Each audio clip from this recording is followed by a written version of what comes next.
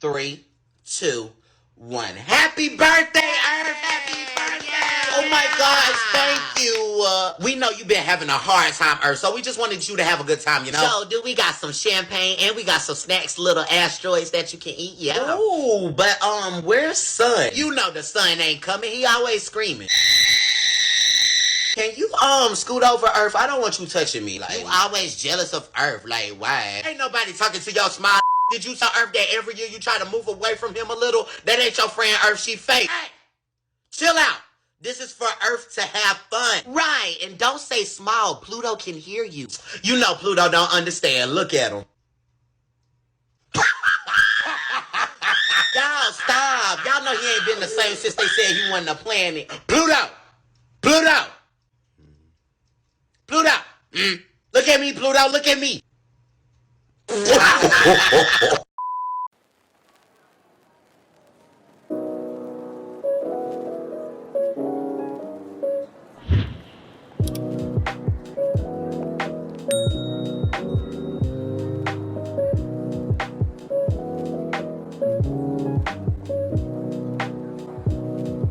Hello everybody, my name is Moon, and welcome back to my channel. Boy, if you don't... Okay, listen, we're gonna talk about who she is here in a bit. Continuing with the mission to finish catching up before the end of the year awards and before doing December the month. We're now onto September, and this is SSO's birthday celebration event month. Their actual birthdays in October, but due to the Halloween event, they celebrate it earlier. And just like any SSO event that is the same that we've had so far, shit did not go as planned. Happy birthday to you. Happy This time around, I'm gonna be straight with y'all. They only really focused content-wise with this event for 3 weeks, and then the rest was just giving out codes and having a small-ass quest. So we'll first discuss what there is to offer in the event, then review it, then grade it, and then finally talk about everything else that happened in September. So before I get started, if you want to support me further, check out my Ko-Fi. I got behind-the-scenes stuff that I don't normally show on my social media in vlogs, so check it out. And pretty soon, I'll be having something opening up there in an upcoming video that's probably gonna be after this, so check it out. And as always, a huge thank you to my Ko-Fi supporters. I can't thank y'all enough, so thank you so much. Without further ado, let's take a look at how the birthday event went this year.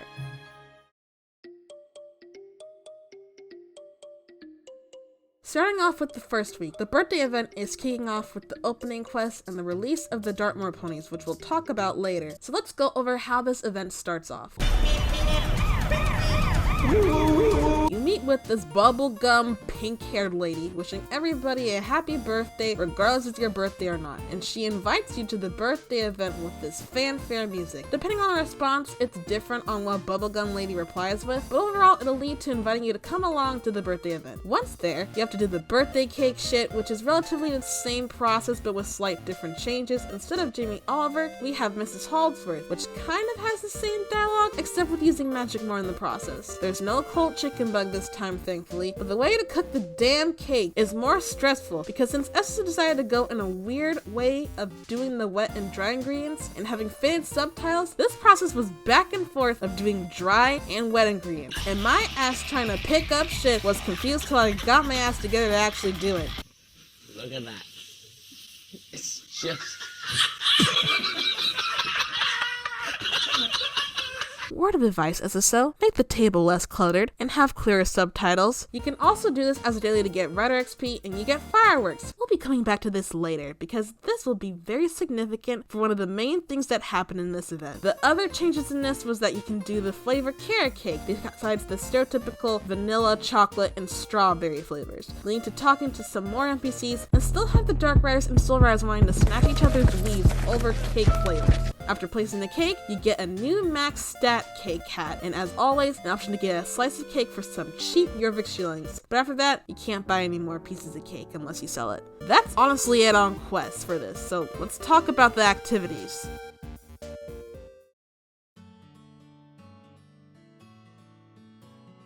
The things you could do at this event include dancing, talking to NPCs, ride with an NPC of your choice, the quizzes to get this full outfit set that's cute, find gold horseshoes to exchange for the sexy ass lavender set, which let me tell y'all, this is one of the cutest sets I've ever seen. Please do more lavender colors. This is a need. This is gorgeous. This is the moment. Then you can also do a balloon race, do the extra XP daily birthday race in a random area, the scavenger hunt, your victors, baking the cake again as I mentioned earlier, redeem codes for either this cute Star Rider only outfit set or a free Star Rider weekends that happen multiple times, do April Fool's stuff, fireworks, and as always, have the ability to buy a bunch of shit. So we're gonna talk about some of these activities, starting off with the quizzes. This was mostly the same quiz as last year for the most part, but with a few questions changed. One of the questions, which is at Milmer's Highland by Yidris, is a question in particular that had a huge debate, which is this question: which of these is not a power possessed by a Dark Rider? And the following options are ice magic, conjuring illusions, and animating puppets. The weird issue is that in the first week, conjuring illusions was the correct answer. The reason why this is weird is because literally fucking Jessica makes clone illusions of herself multiple times in the main story.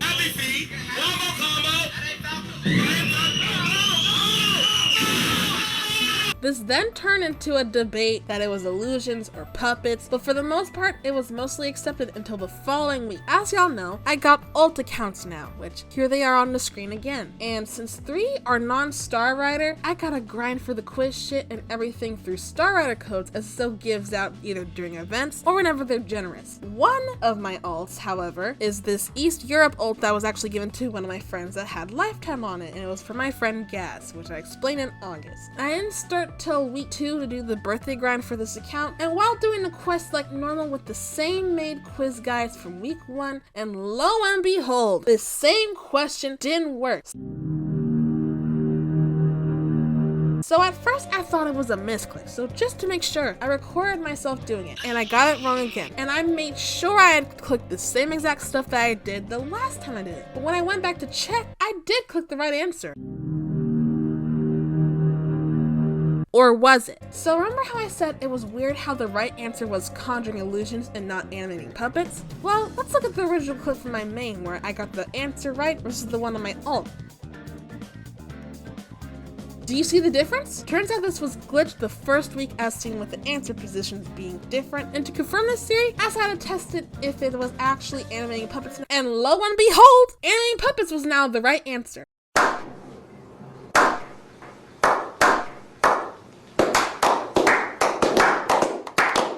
My guess is SSO heard the feedback and the answer was changed, which made all the quiz guides made during week 1 completely not usable for this question, but everything else is probably still fine for those guides. Now we're gonna talk about the scavenger hunt this year. It was once again a shit ton of fireworks and food for the first couple ones, with the one closing item that we normally get in the very last scavenger hunt. But thankfully, it was actually cute and had max stats. However, some of the clues were a pain in the ass. This was mainly because some of the clues were worded weird, that let you having to look up shit. For example, for some reason, they had to call Moreland GED site a stage and Marley's fucking area a beacon of light, or whatever it said on the screen. Some clues were a bit of a soul-searching mission, specifically the Baroness one, since you had to run around till you find the spot in a watchtower. And let me tell y'all this, do not do this when you're sleep deprived like I did. Otherwise, you're gonna want to throw something every 5 seconds from reading shit and finding shit because of your headache. Just don't do it when you're tired. Next, we're gonna talk about April Fools, and this was my most looked forward to activity. SSO decided to make the return of April Fools by going to Bonnie to change to one of the following: small stable or the car stable. To explain the April Fool gimmicks for those that have never done April Fools in SSO, which by the way, my condolences, you missed out on a beautiful era. Small stable is where for a day you could shrink yourself, including your horses, and make your own briars out of them, while car stable is when you could give yourself a bougie ass car to run around SSO with. And did this run smoothly without any bugs?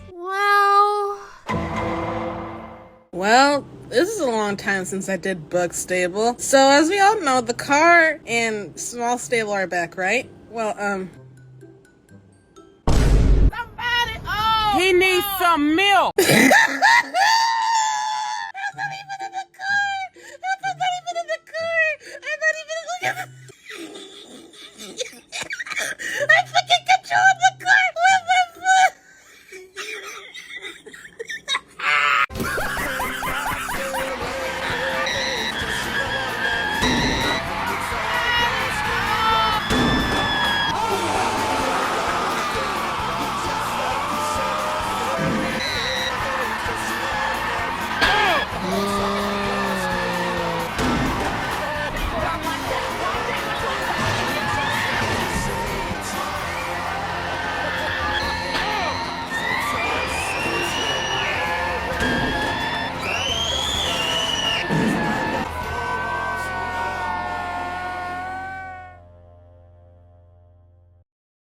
That wasn't the only issue when this came out during week 2. We had people going sideways every time we try to go into photo mode. Can't click on Bunny unless you either relog or click until it's finally clicking. Hanging upside down. Stuff not being shrunk all the way. And a bunch of other shit. The sideways bug in photo mode got fixed thankfully, but as for everything else, not so much. And that segues into coming back around to the cake baking daily activity. So remember when I said we're gonna come back to this? Let me tell you why. So when you finish the cake daily, you get Rider XP and fireworks. However, there's a bit of a twist to this bug. If you go do the fireworks while having the window for the cake up, you can infinitely do the fireworks really fast or even do Rider XP, except it's really slow. So why do you want to blow up fireworks, Dolphin? I'm gonna get to the reason in a sec. Whenever you blow up a single firework, you get 5 horse XP. But it's not just yourself, y'all. It applies to everybody in the birthday area.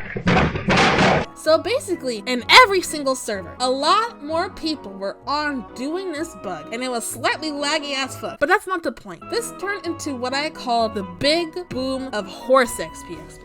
It not only gave everyone a generator to get horse XP, but it made probably the most wholesome chat experience when it came to a bug I've seen in a chat in SSO. People reminisced on the times they've had with this game and memories people had in the past. And in a way, it brought everyone together amidst the lag and dancing on horses bugs. Until week 2. On Thursday, September 14th, SSO revealed the horse XP from fireworks was intentional, but due to causing lag for some people, they ended up taking it out for the rest of the event.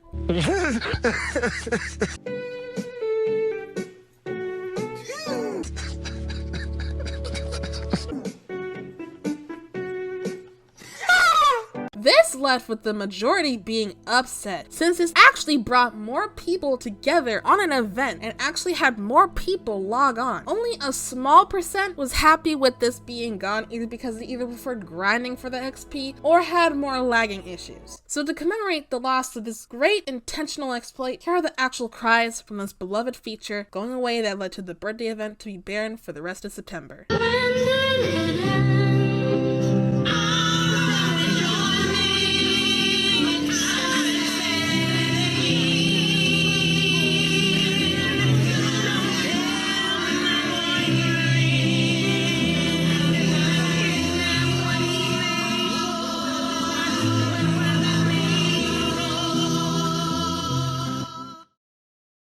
I think this overall showed what happens when a key factor people look forward to in an event, especially if it brought people together in a positive way, is taken away. It also is what led to essentially the state of what a lot of events in SSO have, with only repeated activities that don't have much in them, almost empty. Now let's move on to the final part of this, which is the races, horses, clothes, and some minor activities that didn't really have an impact on this event.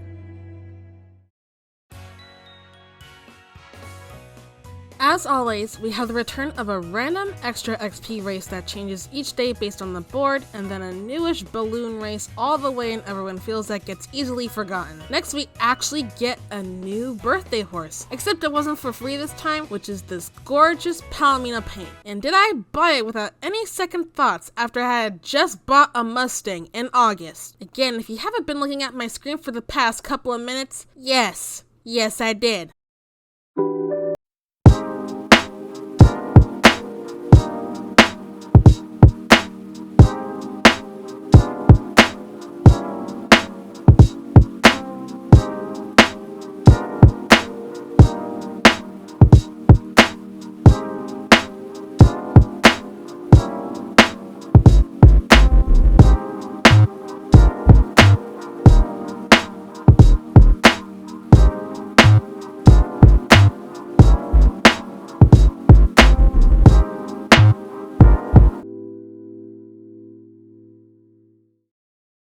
I don't have any regrets getting Cupcake. And all the people hyping this horse up were right. This horse is gorgeous. The details are insane on this horse. I don't think I need to go into the grading score on American Paints, but if you're curious, here it is on the screen. It's a 9.6 out of 10, and what mainly cripples this breed is that it has the same gaits as the Arabian, and that's about it. It's another get all the coats breed, and this is gonna further add on to my collection of paints. Next for clothes, we of course have the return of previous purchasable birthday sets from previous birthday events, with an addition to a few new ones which were cute. But I got really burnt out from grinding in previous events and for my alt account, so I didn't finish this cute light tan brown set that I wanted to get, but I'll probably finish it once the event returns next year, and hopefully we got more storage by then. As I mentioned earlier, the free clothes we got were all so cute, and a lot of them made good outfit combinations as well. And the beautiful thing about this is that they're all max stats. The only downside is that some pieces can't go on all Gen 3 horses still, but overall still the outfits are cute. To get the following sets, one was from codes, one is from the quizzes, and one is from exchanging gold horseshoes. Another thing that SSO has added in the spirit of this event is that they added 2 new makeup designs that you can actually get, with an alternate version without the jewels. And these are actually really cute, and you can actually get them with Jorvik shillings, making this the first set of makeup that you can get with Jorvik shillings. I'll probably get them in the future eventually, but at the moment right now, I'm gonna be focusing on other stuff first, but yeah, these are really cute. Finally, this is just for events that were minor and didn't really have much of an impact or had an interesting detail. So with the NPC riding buddy activity, you can actually get any silver rider to ride with you and any dark rider to ride with you. The only thing is for dark riders, you need to wear any mask-based item that includes glasses to actually get them to let you go on a trail ride. If you take it off midway, however, they'll know it's you and will say one of the following speech bubbles depending on who rides with you. Oh, the deception! The betrayal, man, you deceived me! Calm down, I'm an FBI agent, I was uncovering. Someone get this jigaboo away from me. There was a bug though, cause sometimes you can't put them back, so you would then have to re-log and it's a pain in the ass, but it was kind of buggy. There was also a lot of Rider XP from this as well, and it came from mainly the quest line, the tours that take 500 years to do, the quizzes, and the scavenger hunts. And with that covers the whole birthday event, so let's move on to reviewing this event.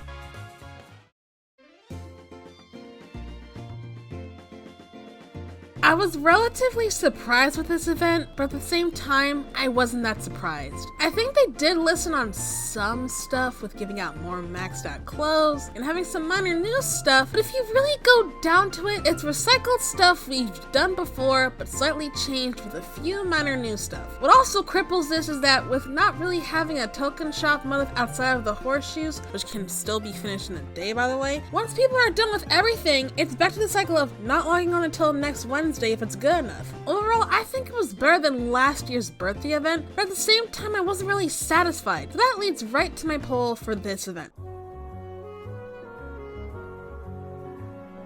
First question, as always, I asked did you participate in the event, and 84% said yes, 16% said no. Second question, since the birthday event used to have the fireworks horse XP, what were you mainly there for the birthday event? And the following options I gave was the fireworks horse XP, clothes, activities, or just all the above. 43% said the clothes, 22% said all the above, 19% said fireworks horse XP, and 16% said activities. Now this actually surprised me because with how much I saw with people talking about the fireworks horse XP and then how dry the event was after it was gone, I thought that would be the main thing, but nope, it was once again the clothes. This probably because since when boiling down everything again about the birthday event, it's still a shopping mall with finishing minor exchange stuff within a day. So really all the focus was on the clothes. Third question, did the birthday event lose joy after they removed the horse XP from the fireworks? 68% said yes and 32% said no. This I'm not surprised in the slightest because when they had the fireworks horse XP, it was the most I ever seen in terms of people come to an event in years. And this was more than like whenever there was Christmas or the Equestrian Festival. Like a lot of people came for this event, bro. Then once it was gone, it just became a lifeless, soulless event area. Fourth question, what's your favorite activity? And the answers were mainly April Fool's stuff, golden horseshoes, the fireworks, quizzes, scavenger hunts, and shopping. Fifth question, now what's your least favorite activity? And the answers for this were mainly baking the cake, some parts of the scavenger hunt, the guided tours, and for some, everything. This is also now where I realized that my dumbass had accidentally numbered it wrong, so we're too deep into the poll now, so you're just gonna have to deal with this part. 6th question, compared to other birthday events, did it improve this year or did it roughly stay the same? Surprisingly, 73% said it stayed the same and 27% said it improved. I initially thought it improved since they were a lot more generous with giving out maxed out clothes, April Fools, and the small minor changes, but I can also see why this would still lead to saying it stayed the same, since some activities like the birthday races, NPC stuff, and a lot of other things get forgettable over time, or that they just didn't make that much of an impact on the event, especially with the majority being focused on the quizzes, the horseshoe hunt, and the scavenger hunt. It just led to how it still ended up being empty after a day or two. Second to last question, what suggestions you have to make the birthday events better? And overall, people suggested more unique activities, pinatas, more quests, have all April Fool's stuff, so that includes like the changing horse colors, the raptors stuff, etc. Have the event actually spread all throughout Jorvik and not just be stuck in one area. Have stuff like April Fool's stuff actually being fixed properly. Have mini games, new dialogue, the possibility of just remaking the whole event, story quests, multiplayer races, and just overall have new shit that spice up the whole event. And the final question, as always, do you like the birthday event? And just barely, y'all. 53% said no and 47% said yes. Emotional damage. This was really a 50-50 type of event, and it mainly showed that this event really ended up as of right now in contention of being the second worst event of this year, or just right at the middle of the events that we've had so far in this year. I give it mainly an okay to an extent, since it was mainly just like a break event for me, so I didn't really have to go too hard on grinding this time around. But at the same time, it still lacked a lot in terms of content and actually being fun. And now onto my grading system for this event.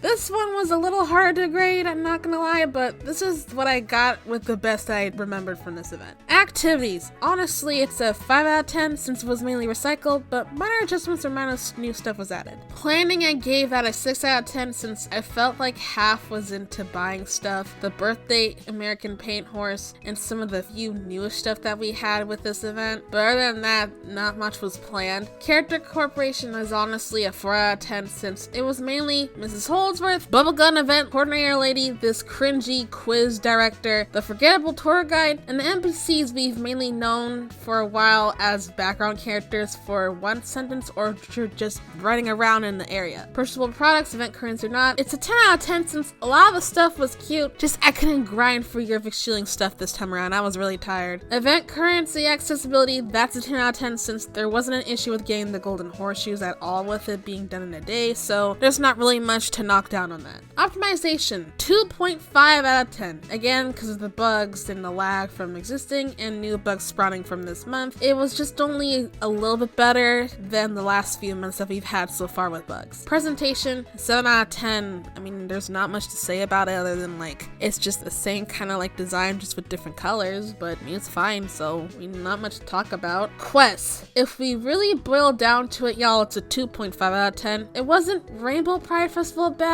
but it would have almost got there had it not been for the way the scavenger hunt and the quizzes were, so that's what mainly saved it from getting a straight up 1. Horse XP, 10 out of 10. For obvious reasons, regardless of the horse XP from the fireworks being there or not, there's a lot of XP being given to us for horses. And rider XP gets an 8 out of 10. And that concludes to a final score of 65 out of 100, which is a 6.5 out of 10. This only really slightly improved, but it wasn't really much of an event, especially with how barren it became once the firework horse XP was gone. So it's an event that's probably just in the middle in terms of events this year for me, honestly.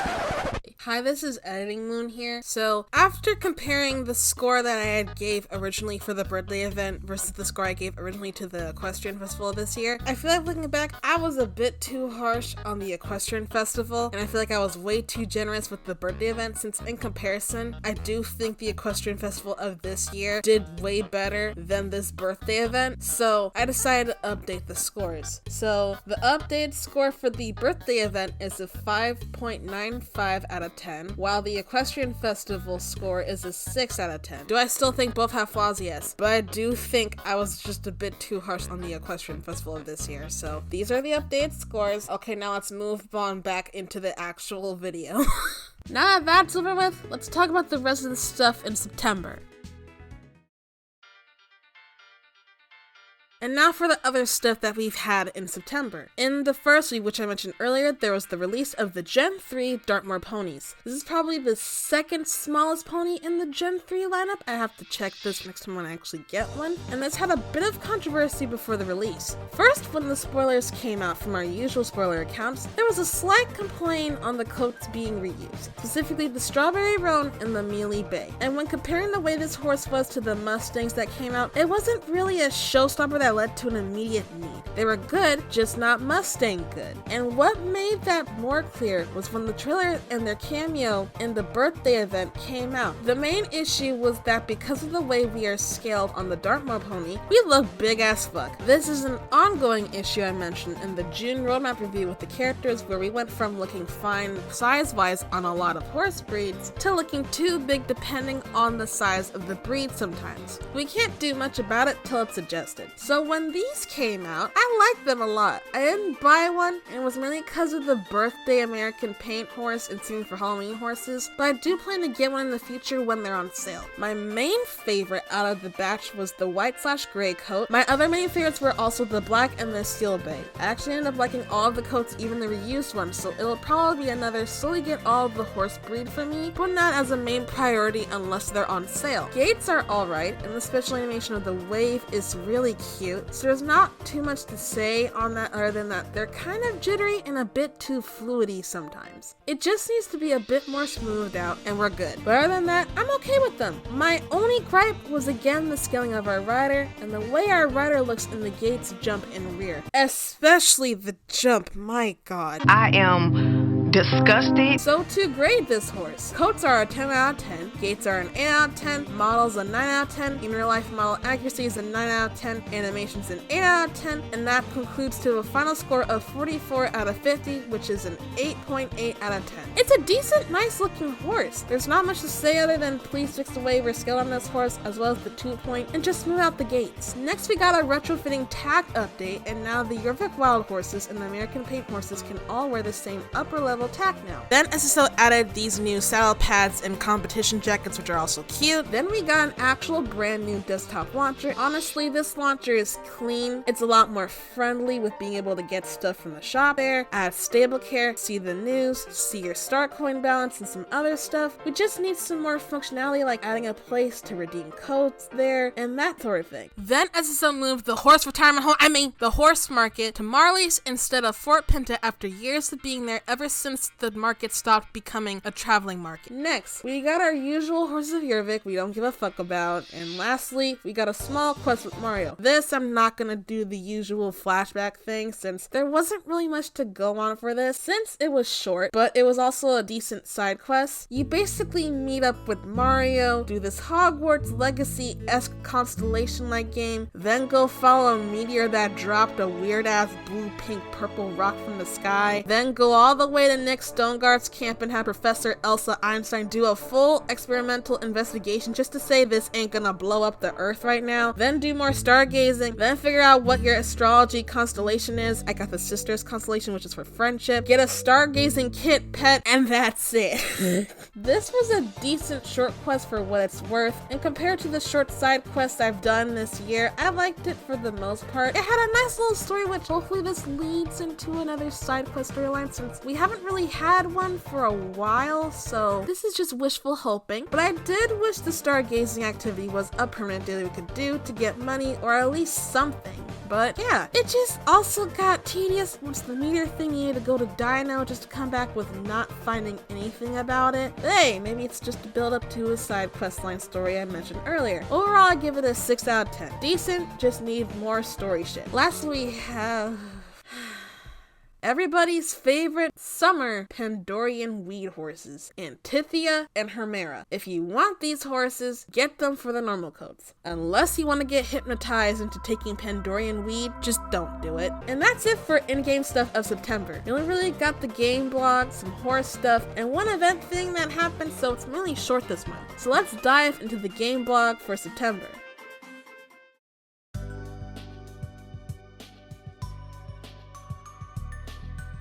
In this Gameblog, it's more so behind the scenes stuff with some announcements for what SSO wants to do when it comes to the tutorial and non-Star Rider stuff. For starters, we got 2 sections discussing the NPC writing buddies, birthday event stuff, NPC remodel concept art with rigging, and a sneak peek for an NPC that's totally not something that's currently from November. And overall, the art and behind the scenes stuff for this is interesting. Next, we got a section from Stacy Place detailing info in regards to research over progression and comparison from the old Starshine Legacy and Star Stable games. Here, Stacy talks about how the beginning of the game didn't capture the values of horses, horse bonding, fantasy, the story, the players, and the community, which then segues into announcing plans to redo the tutorial quest chain and have a new non-Star Rider area that's totally not going to get leaked and have some upset in the near future. The purpose of redoing the tutorial quest chain is to breathe life into existing characters, realign with their pillars of the game, and make it feel more engaging and exciting. So first off, I'm actually excited about the new non-Star Rider area, and we're gonna mention this again in November and December because I feel like there should be more in terms of what non-Star Riders can do and engage people enough to actually get Star Rider and such. As of right now, non-Star Rider compared to now has improved a lot with having Fort Pinta, Moreland, the ability to jump, and get horses. So I think it would help with current non-Star Riders be able to experience more from the game as well. As for the part announcing the redo of the tutorial quest chain, this I'm a little worried about, since I think already the tutorial quest chain that we have currently does an already decent job at explaining what to do, since SSO is not really a rocket science complicated MMO, so to speak. I just mainly hope it retains the nostalgia part of it, but with a fresh coat of paint of just needing to run smoother. But other than that, that's about it from this Gameblog. As for horses, we got the announcement of the remodeling of the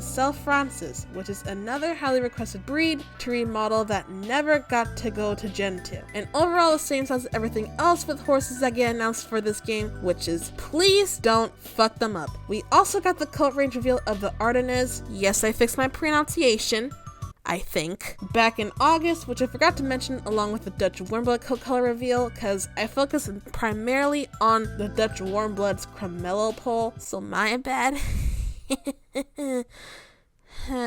Listen, I was tired, y'all. I forgot, but yeah, here we are. Lastly, on September 26th, we got an announcement that on November 15th, Hollywoods would be revamped. This was mainly met with a lot of finally, it's about time to Oh, hell no. It's getting fucked up. The most people got about this at the time was the date and the fact that it was getting revamped. So during this, a lot of people speculated what'll happen next. Alright, now let's move on to the second to last section, which is not only an update to the Ukraine SSO movement, but also apart from the victory from July, which is the release of the new Ukraine-only server.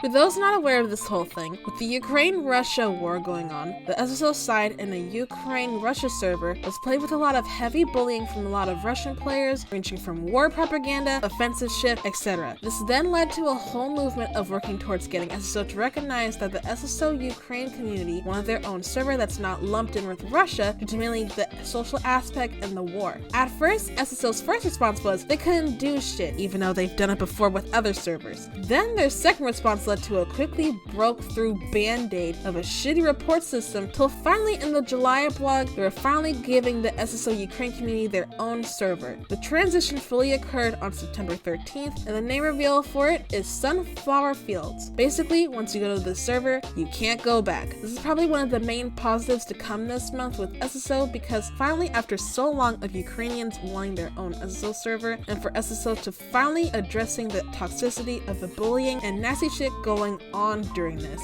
leading to finally doing something that the Ukrainians asked for instead of a band-aid remedy. Since then, as of right now, no issues have come from the Sunflower Field server as I've known of, so it's safe to say everything's at peace on the SSO side. And now onto the last section of this video, and I think y'all already know what's coming.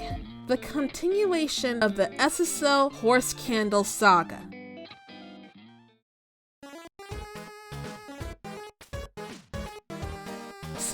Remember how in the May video at the time of writing it, I thought that was the end of the SSO horse candle? Yeah. Nope, this fucking candle actually released. For those who don't know, SSO decided it was a brilliant idea to make an AI-generated horse-scented candle. And when this was announced, people were in an uproar about it. And they were serious with this, y'all. They did polls where some sets made sense to be in a candle, while others are either from a fetish or just nasty as fuck. Then they had a whole scent board about it with random Swedish equestrian influencers and writers people don't know about try the scents, and the final scent, which all we got from them, was that it smelled like a stable. We are in the stable. Since then, they were radio silent until September 18th. This time, it was through an Instagram story, which thanks to friends of mine notifying me and others in our friend group, it's time to see what the final scent of this candle is. It's here! Oh my god, bro. Oh, hell no, man. Open it, Ylva. Yes. Prefer where you smell apple. Girl, that's a booty hole. First smells kind of fresh, and then you get close, and it's more like the animal smell. So for the base note, we have Soil, poop, and sweet hay. Wait a minute! So y'all telling me, despite a shit ton of people telling you hell no to not only dirt, but fucking horse poop in a candle, y'all put this shit in there anyway? Oh my fucking god. Why did y'all do that? Yo, that's nasty as fuck. Oh my god. I can't even. And for the heart note, we have horse fur and Leather boots. Please stop this madness. And for the top note, crisp autumn apples. There's no horse arm. Thank you so much for following along on this scented journey, Sarfam. Smell you later. Fuck this shit, I'm out. So to reiterate again on the scent, the base note is sweet hay, dirt, and fucking horse poop. Then the heart note is horse hair and stinky ass leather boots. And finally, the exit note is apples. The only good thing in this candle is apples, and the name for this is just horse. Whenever you ride, we carry the horse with us. From the dirt, the hay, the boots, the apples, and the horse shit. The horse is always there to breathe in the life of the horse girl. The horse from Star Stable,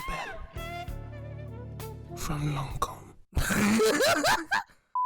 At the time of this video, it actually sold out surprisingly, but it took a while, let me tell you that. The cost of this disgusting candle on Get the Gallop, which thanks to a follower on Insta, they advised me it was like a Gucci-esque type brand, meaning it was expensive as fuck. It's fucking $22.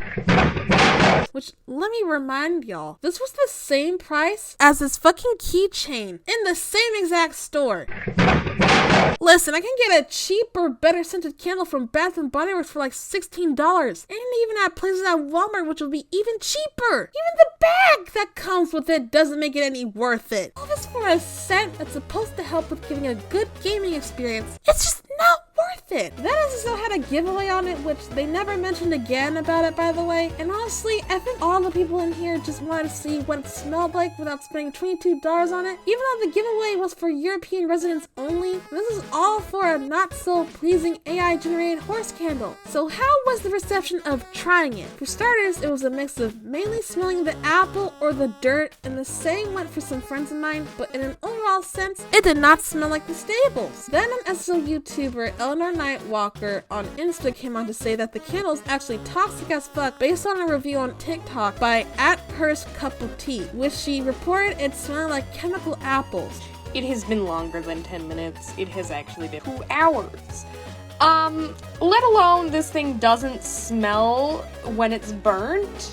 Let me tell you, the wax doesn't wax either. Not to mention, like, even on my hands when I went to go smell it just to make sure that I wasn't delusional, it still smells like chemified apples, like some sweaty leather ass apple smash. I don't know, man. Basically, the whole candle, when lit, ended up leaving the whole scent itself stained in the area, and due to the overpowering scent, she also claimed it also gave her a headache and had the taste in her mouth after 4 hours from being burnt. Meaning this shit was happening happening after it was burnt. And upon further looking at the ingredients for this, despite claiming it was safe for the environment, they had ingredients that just weren't friendly at all to the environment. According to a Reddit thread, there was also a soy-based candle. The problem is the wax itself wasn't really waxing, and instead it was more of this clear scented puddle left in the candle of cursed couple's video. This could be due to the fact that it was AI generated, or just the compounds not really going well together. Even today, this candle's not really good. This did spark some debates on Instagram and Reddit, but since then, nothing was said from SSO, so my best guess is that this was just a poorly made candle, and depending on which one you get, you're either safe or you're not. And on top of that, I feel like just this whole deal with Get the Gallop and like this whole company with no ordinary scent was just like a ploy to try to get this game out to people through a candle, but at the same time, this is just a very poorly done candle. And that, ladies and gents and non-binary buds, is the conclusion to September the month. We now have October and November left before having to do December the month at the end of this month, and of course, the end of the year awards. So as always, I want to give a huge thank you for the support. I can't thank y'all enough for not just this whole series, but also everything in regards to my channel, so really, thank you so much. With that being said, thank you so much for watching, and I'll see you next time. Bye-bye!